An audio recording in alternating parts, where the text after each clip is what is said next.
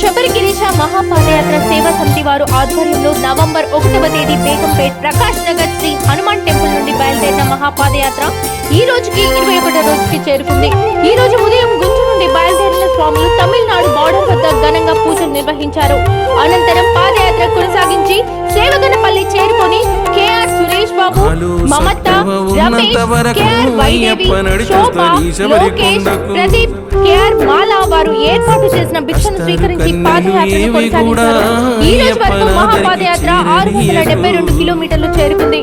సోములు యాదవ్ గురుస్వామి మరియు బొమ్మటి బుచ్చిబాబు గురుస్వామి ఆధ్వర్యంలో నాగరాజ గురుస్వామి, దుబ్బాక సాయి కిరణ్, బాలు యాదవ్ గురుస్వామి, దశరథ్ గురుస్వామి, బబ్లుగౌడ్ గురుస్వామి, తిల్లు కృష్ణస్వామి, నరేష్ గురుస్వామి, పవన్ గురుస్వామి, ఓం ప్రకాష్ గురుస్వామి, అనంతకృష్ణ గురుస్వామి, అశోక్ గురుస్వామితో పాటు 156 మంది స్వాములు ఈ పాదయాత్రలో పాల్గొన్నారు.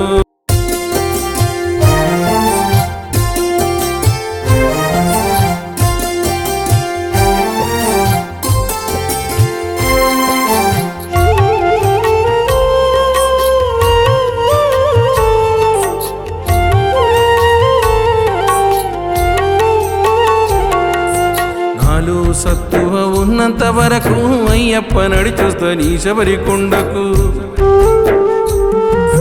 కష్టాలు కన్నీలు ఏవి కూడా అయ్యప్ప నాదరికి చేరనీయకు.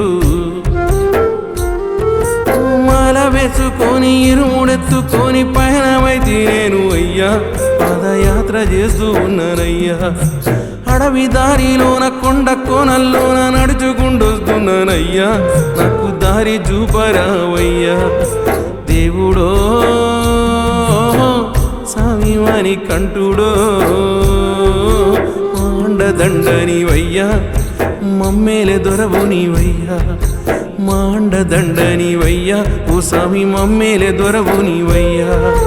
నాలో సత్తువ ఉన్నంత వరకు అయ్యప్ప నడిచొస్తని శబరి కొండకు.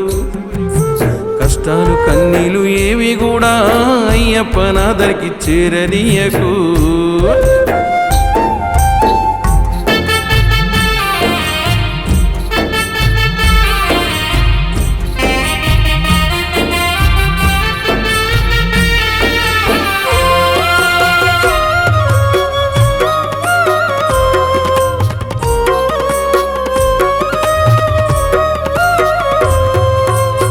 కన్న పిల్లలు నన్ను గన్న వాళ్ళు అయినులు కానులు ఎందరేమంటున్నా.